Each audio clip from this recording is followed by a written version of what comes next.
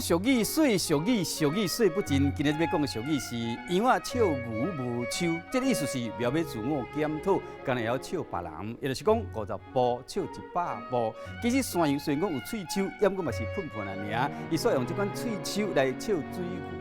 啊，做人若是安尼，就会引起别人的反感。